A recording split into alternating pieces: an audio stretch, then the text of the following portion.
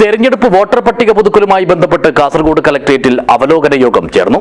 കേന്ദ്ര തെരഞ്ഞെടുപ്പ് കമ്മീഷൻ നിയോഗിച്ച നിരീക്ഷകൻ എസ് ഹരികിഷോറിന്റെ നേതൃത്വത്തിലായിരുന്നു അവലോകനം. ദിസ് ന്യൂസ് സ്പോൺസർഡ് ബൈ ഉയർന്ന ഗുണനിലവാരം, തികഞ്ഞ വിശ്വസ്തത, ജനതാ പാൽ.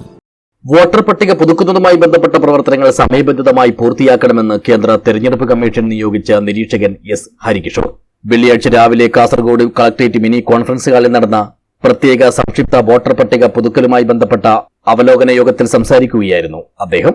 നവംബർ 28 വരെ വോട്ടർ പട്ടികയിൽ പേര് ചേർക്കാം.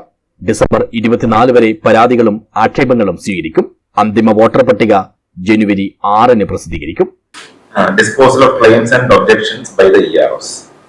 എന്നിട്ട് പിന്നെ ഫൈനൽ കോപ്പി പ്രസിദ്ധീകരിക്കുന്നത് ജനുവരി 6. Final verification of working copy by the BLO, final publication of roll ജനുവരി 6.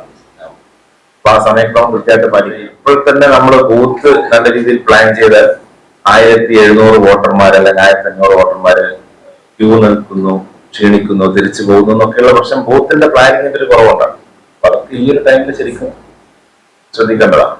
ഒക്ടോബർ നവംബർ മാസങ്ങളിലായി 2919 ഫോമുകൾ ലഭിച്ചിട്ടുണ്ടെന്ന് ജില്ലാ കളക്ടർ കെ ഇമ്പശേഖർ അറിയിച്ചു. അബ്സല്യൂട്ട് നമ്പർ നമുക്ക് ഈ ഒരു പീരീഡിൽ കിട്ടിയിട്ടുള്ളത് 2919 അപേക്ഷകളാണ് കിട്ടിയിട്ടുള്ളത് സർ. ഫോംസ് അത് ഇപ്പോ എല്ലാം ചേർത്ത് ഫോം 6841 സർ.